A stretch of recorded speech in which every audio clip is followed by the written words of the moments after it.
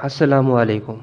The speaker of this video is Zulkarnain, and today we people are going to discuss about how to write a story while looking at the pictures. हम तस्वीरों को देखकर किस तरीके से एक story एक कहानी को क्रिएट कर सकते हैं। यहाँ हमें कुछ पिक्चर्स दी जाती हैं और वो तस्वीरी नुमाइश जो होती है हमें उसको देखकर स्टेप बाय स्टेप एक स्टोरी को क्रिएट करना होता है। उसका कोई मेन आइडिया मेन थीम भी आप खुद क्रिएट कर सकते हैं। अगर आप चाहें तो उसको एक पॉजिटिव वे में लेकर चलेंगे, अगर आप चाहें तो उसको नेगेटिव वे से भी ले सकते हैं। ये टोटली आपकी राइटिंग स्किल पर और आपकी इंटरप्रिटेशन स्किल पर डिपेंड करता है कि how you are going to right a story while looking at the pictures. Y to use this method, ये मेथड हम क्यों इस्तेमाल करते हैं। This method is use to learn the language. हम कोई ज़बान सीखना चाह रहे हैं या उस ज़बान पे अबूर हासिल करना चाह रहे हैं, उस ज़बान पर कोई राइटिंग स्किल को लर्न करना चाह रहे हैं, क्रिएटिव राइटिंग करना चाहते हैं, we need this method.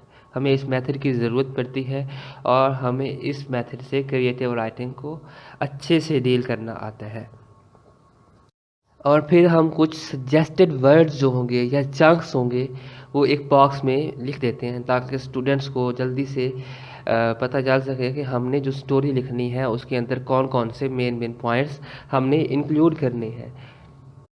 For an example, अगर हम इस एग्जांपल को देखें कि जिसके अंदर सबसे पहले एक फिश टैंक दिखाया गया है उसकी पहली इमेज में, और उसके पीछे एक सीनरी नज़र आ रही है।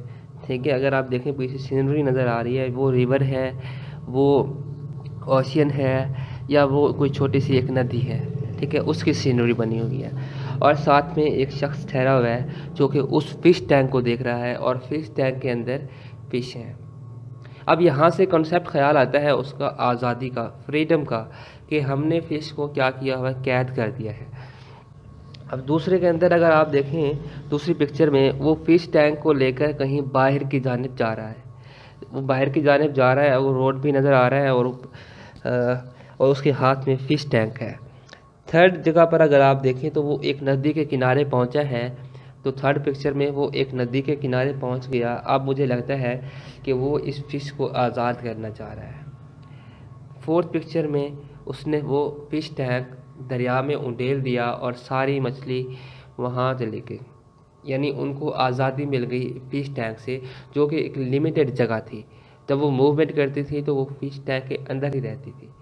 अब जब उनको आज़ादी मिली है तो हर जगह घूम फिर सकती हैं। क्रिएटिव राइटिंग, अब हम पिक्चर्स को देखकर क्रिएटिव राइटिंग भी कर सकते हैं। इस एग्जांपल में अगर आप देखें तो फर्स्ट पिक्चर में दो शख्स नज़र आ रहे हैं जो कहीं बाहर घूम फिर रहे थे या जंगल की तरफ गए और वहाँ पर अचानक से बारिश आ गई और वो बारिश शिद्दत इख्तियार करते करते तूफ़ान की सूरत बन गई। ठीक है, उन्होंने सोचा कि अब हम इस तूफ़ान से बाहर तो नहीं निकल सकते, वापस घर नहीं जा सकते, और अब हमें यहीं कहीं पर कोई छोटी सी जगह रिहाइश के लिए ढूंढनी चाहिए ताकि हम रात का वक्त वहाँ पर गुजार लें।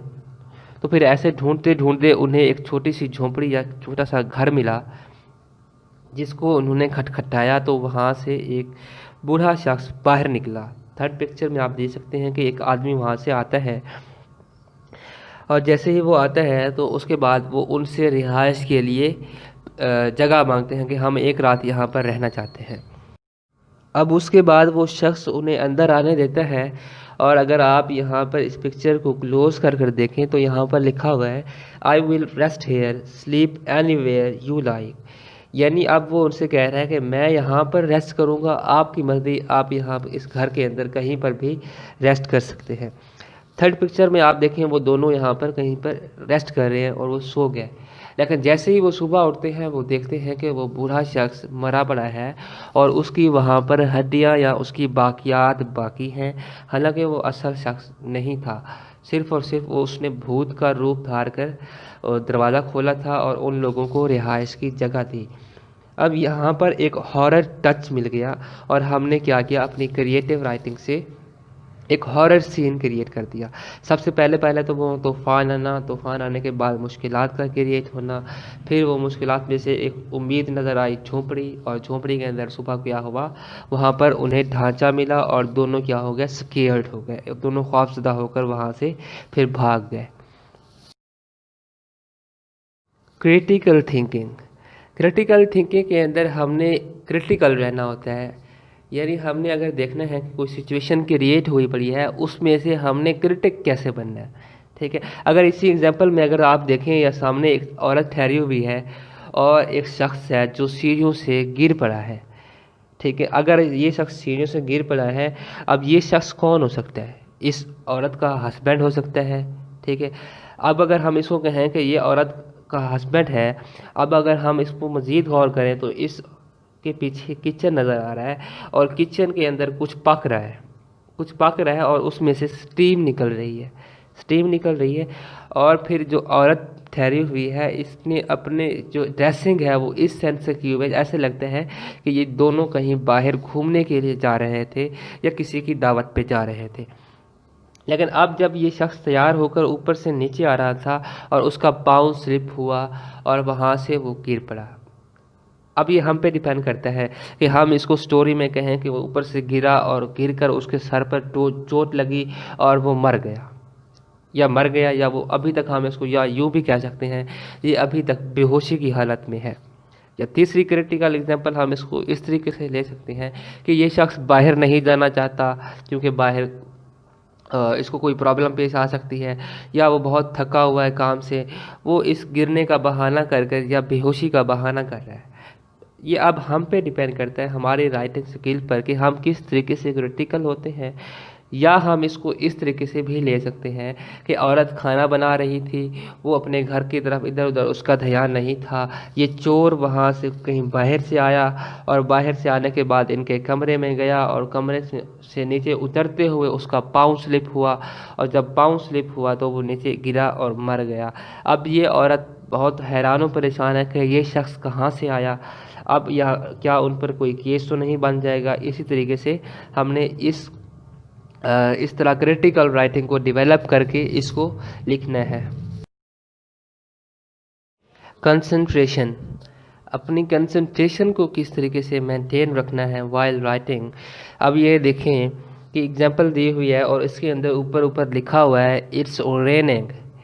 اب جب ریننگ ہے تو آپ کو یہاں پر کنسنٹریٹ کرنا ہے رین کے اوپر، جب انہوں نے مین ٹاپک پکچر کے اوپر ہی بتا دیا کہ آپ نے رین کے اباؤٹ لکھنا ہے۔ اب اس کی فرسٹ پکچر میں اگر آپ دیکھیں، ایک عورت گھر میں ٹھہری ہوئی ہے، ٹھیک ہے۔ اب اس کو کچھ خیال آتا ہے کہ اس نے باہر کوئی کام کرنے کے لیے جانا ہے۔ پکچر نمبر 2 میں اگر آپ غور کر دیکھیں، وہ تیاری کر رہی ہیں، انہوں نے دوپٹہ پہنا، انہوں نے اوور کوٹ پہنا، اور اب وہ باہر کی جانب کو ریڈی ہو گئی ہیں۔ پھر انہوں نے پہنا لمبے شوز پہنے، ٹھیک ہے، جو ان کو بارش کے اندر کیچڑ سے بچا سکتے ہیں۔ 4تھ پکچر میں انہوں نے چھتری اٹھا لی کہ اب بارش بہت تیز بھی ہو سکتی ہے، ٹھیک ہے، اب چھتری مجھے اس بارش سے بچائے گی۔ پکچر نمبر 5 میں شی از گوئنگ آؤٹ سائڈ، وہ دروازہ کھول کر باہر کی جانب جا رہی ہے تاکہ وہ اپنا جو کام ہے وہ کر کے واپس آ سکیں۔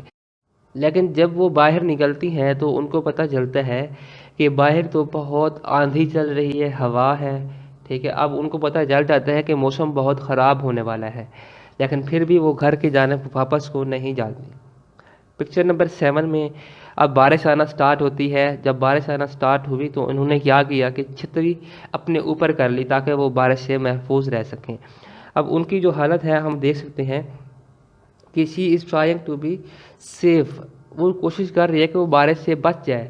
اب پکچر نمبر 8 میں دیکھیں، اب وہ بارش مزید تیز ہو گئی ہے۔ جب مزید تیز ہو گئی ہے تو وہ جو چھتری ہے وہ تھوڑی ٹیڑھی ہونا سٹارٹ ہو گئی، یعنی اس کو ہر طرف سے بارش بہت زور سے لگ رہی ہے، ایون کہ چھتری بھی ٹیڑھی ہونا سٹارٹ ہو گئی ہے۔ اب بارش جو ہے وہ ایک طوفان کا روپ دھارنے لگی ہے۔ 9تھ پکچر میں اگر آپ دیکھیں کہ اب وہ جو بارش تھی اتنی تیز ہو چکی ہے کہ اب وہ چھتری کا کام بھی نہیں رہا۔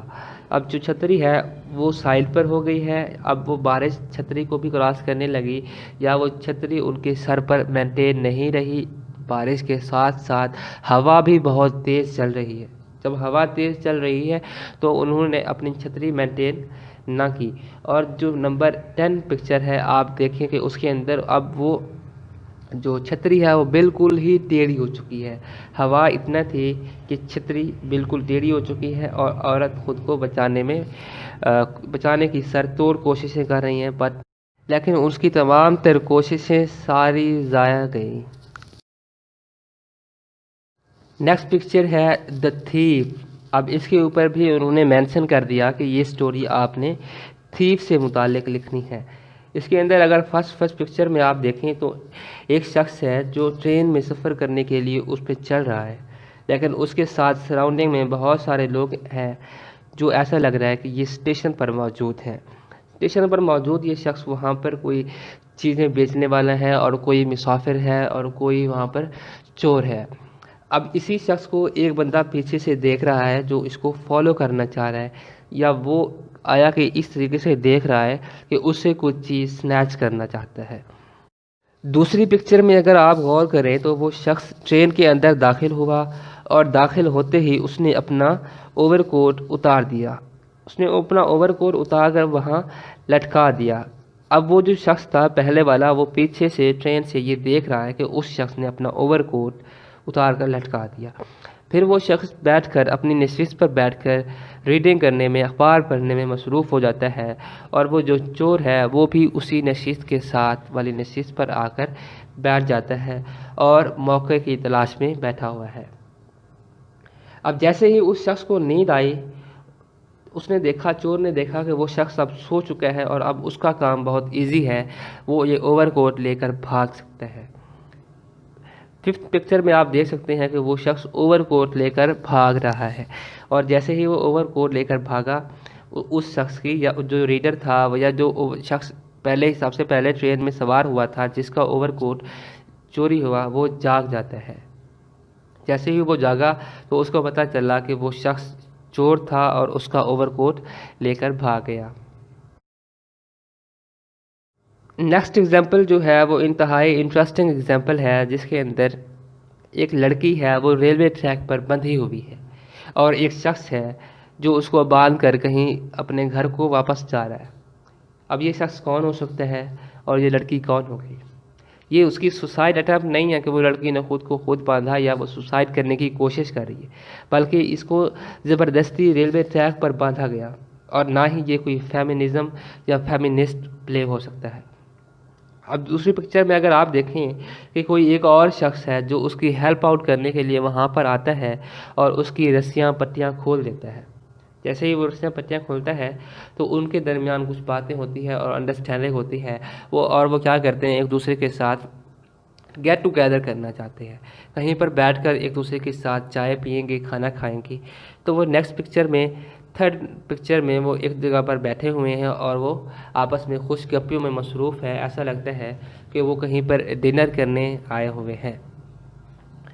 4th پکچر میں اگر ہم دیکھیں تو ان دونوں کے درمیان اب ریلیشن شپ بہت گہرا ہو چکا ہے، اور وہ ریلیشن شپ جو پٹیوں سے چلا تھا، یعنی وہ ریلوے ٹریک سے چلا تھا، اب وہ اس کا ریلوے ٹریک شادی پر آ چکے ہیں، اور اس کی پٹڑی شادی کی طرف رواں دواں ہونے والی ہے۔ 5th پکچر کے اندر اگر آپ دیکھیں تو اب دونوں میاں بیوی کے درمیان جھگڑا سٹارٹ ہو چکا ہے۔ اب وہ کیا کرتی ہے، جو بیوی ہے وہ اپنے شوہر پر تشدد کرنا سٹارٹ کر چکی ہے۔ اب وہ جو شوہر پر تشدد کرتی ہیں تو اس وجہ سے اس کا شوہر اب ان سے ڈیلی تنگ آنا سٹارٹ کر دیتا ہے، اور یہ اب نیکسٹ پکچر میں اگر آپ دیکھیں تو وہی شوہر اب کیا کرتا ہے، اس کو اسی جگہ پر، اسی ریلوے ٹریک پر جا کر دوبارہ باندھ دیتا ہے جہاں سے وہ اس کو لے کر آیا تھا۔ ٹھیک ہے، اب اگر ہم وہی پہلی پکچر کی طرف موو کریں تو ہمیں ایسا لگتا ہے کہ وہ جو شخص اس کو پہلے سے باندھ گیا تھا وہ بھی اس کا شوہر تھا، جو ان کی حرکتوں سے تنگ آ کر اس کو ریلوے ٹریک پر باندھ گیا تھا۔ اب جب لاسٹ پکچر میں وہ دوبارہ اس کو باندھ رہا ہے تو شاید کوئی اور شخص آئے گا اور اس کو کھولے گا، پھر اس سے شادی کرے گا، اور پھر اگین اس کو ریلوے ٹریک پر باندھ دے گا۔ Use the descriptive word. अब हम जो स्टोरी बता रहे होते हैं उसके अंदर कोई इवेंट, किसी शख्स या कोई प्लेस को हम डिस्क्राइब कर रहे होते हैं इन आ स्टोरी मैनर, या हम उसको नरेट कर रहे होते हैं। अब अगर इस एग्जांपल में आप देखें तो दो बारहसिंगे आपस में एक पुल पर एक दूसरे के आमने सामने आ गए हैं। अब अगर आप यहाँ पर अपनी क्रिएटिव राइटिंग का इस्तेमाल करना चाहें तो इन्वायरमेंट को आप इस तरीके से डिस्क्राइब कर सकते हैं। आप इस तरीके से नहीं लिखेंगे कि आप वो दो बारहसिंगे आपस में पुल के ऊपर आमने सामने आ चुके हैं। अब जब हम इसको डिस्क्राइब करना स्टार्ट करेंगे तो उमैरा अहमद और निम्रा अहमद के जो नॉवेल्स होते हैं अब उनकी तरह उसको डिस्क्राइब करने की कोशिश करेंगे कि सुबह का हुसीन मंजर था, ठंडी ठंडी हवाएं चल रही थीं, रात को पड़ने वाली ओस के कतरे अभी तक घास पर पड़े हुए मोती की सूरत मालूम होते, परिंदों की चहचहाने की आवाज़ें हमें किसी खुशगवार माहौल का तासुर देती, और दो रास्तों को मिलाने वाली पुल हमें किसी पुल सिरात की तरह मालूम होती। और फिर यहाँ पर कहीं से दो बारहसिंगे आपस में एक दूसरे को नदी के उस पार देख रहे थे। उन्होंने सोचा कि क्यों ना हम एक दूसरे के करीब आएं और एक दूसरे से मुलाकात करें। दोनों जानिब से पेशकदमी साबित हुई। जैसे ही पेशकदमी की गई, दोनों बढ़ते बढ़ते एक पुल के बीच में पहुँचे तो उनके दरमियान कोई क्लैश हो गया। जैसे ही उनके दरमियान कोई क्लैश हुआ तो आपस में वो लड़ना स्टार्ट हो गया। ठीक है, एक दूसरे को गुस्से से देखकर वो पागल हो गए और यूं आपस में एक दूसरे को मारना स्टार्ट कर दिया। और यूं लड़ते लड़ते वो एक दूसरे के साथ गुत्थम गुत्था होते होते स्लिप डाउन हुए और नदी में जाकर गिरे और दोनों की मौत वाक़ई हो गई। Look at the picture closely. हम जब भी किसी पिक्चर को डिस्क्राइब करने की कोशिश करेंगे या उस पर कोई स्टोरी बनाकर लिखने की कोशिश करेंगे तो हमें उस पिक्चर के अंदर ईच एंड एवरीथिंग को क्लोज तरीके से देखना चाहिए कि आया कि जो चीज़ें हम बता रहे हैं वो उसी तरह पिक्चर के अंदर रिप्रेजेंट की भी गई हैं कि नहीं की गई। अब इस पिक्चर के अंदर अगर आप देखें, पहले पहले एक शख्स नज़र आता है। अगर हम गौर करें तो वो शख्स किसी नदी में नहा रहा है और साथ में दो मेंढकें आपस में बैठकर बातें कर रही हैं। वो शख्स नहाने के लिए जब नदी में कूदता है तो उसने अपने ओवरकोट, उसने अपनी कमीज़, अपने कपड़े और अपनी जुराबें उतार कर साइड पर रख दी हैं। जब हम दूसरी पिक्चर को ज़रा गौर करके देखें तो हमें ऐसा लगता है कि अब जो फ्रॉक थी वो उन्होंने जंप लगा दी नदी में। जैसे ही उन्होंने जंप लगाई नदी में तो हमें साथ में कुछ और भी नज़र आ रहा है और हमें ऐसा लगता है कि उस पानी के अंदर कोई सांप है। ठीक है, हमने उस पिक्चर को क्लोज करके देखना है कि आया वो सांप है या कुछ और है। थर्ड पिक्चर के अंदर अगर आप देखें तो हमें ऐसा लगता है कि जो उस शख्स की जुराबें वगैरह थी वो पानी में अब जा चुकी हैं, वो पानी में गीली होगी, उनके अंदर पानी भर गया है और वो तैरना स्टार्ट हो गई है। जैसे ही वो तैरना स्टार्ट हो गई है वो किसी सांप का मंजर पेश कर रही हैं, हालांकि वो सांप नहीं है। हमने ईच एंड एवरीथिंग को क्लियर तौर पर देखना है और उनको क्लियरली डिस्क्राइब करना है कि वो कौन सी चीज़ें पिक्चर के अंदर प्रेजेंट की गई हैं और कैसे की गई है। जब हम क्लियर देखेंगे तो हम स्टोरी को क्लियर तौर पर लिख सकते हैं। पिक्चर को देखकर स्टोरी लिखते हुए या उसको डिस्क्राइब करते हुए हमें कुछ बातों का ख्याल रखना होता है। सबसे पहले तो ये कि जो एक्टिविटीज़ उस पिक्चर के अंदर हमें बताई गई हैं हमने उनको क्लियर ऑब्ज़र्व करना है कि आया कि इन जो एक्टिविटीज़ हैं वो किस चीज़ के बारे में हैं। दूसरा, mind and the mood off the character. जो करेक्टर का मूड हो हम वो देखें कि जैसे हमने बीवी वाली एग्जांपल देखी थी उसके अंदर मूड थोड़ा फ़नी टाइप का था तो हमें उन करेक्टर को भी फ़नी तौर पर रिप्रेजेंट करना है। अगर जो मूड है वो एंगर वाला मूड हो तो हमने एंगर वाले मूड को ही रिप्रेजेंट करना है। Mind, as and the gender. जो भी हमें स्टोरी दी जाती है वो एक कार्टून फॉर्म में होती है और कार्टून के अंदर आप देखिए मोस्टली कहीं पर बड़े बड़े कार्टून होते हैं, कहीं पर छोटे कार्टून होते हैं। उनका एज, उनकी जेंडर, हर चीज़ को हमने मद्देनज़र रख कर उस स्टोरी को बयान करना होता है। Look for surrounding like as TV, books, kitchen etc ہم نے پکچر کی سراؤنڈنگ میں بھی دیکھنا ہوتا ہے کہ وہ منظر سراؤنڈنگ گھر کا ہے یا کہیں باہر کا ہے، کوئی سکول کا منظر پیش کر رہا ہے یا کوئی باغ ہے، ہم نے سراؤنڈنگ سے اس چیز کو اس کا اندازہ لگانا ہوتا ہے۔ رائٹ دا فرسٹ ڈرافٹ، ہم نے یہ ساری ایکٹیویٹیز کو دیکھ لیا، ان کو ایگزامن کر لیا اور سوچ لی اپنی سٹوری کو بھی۔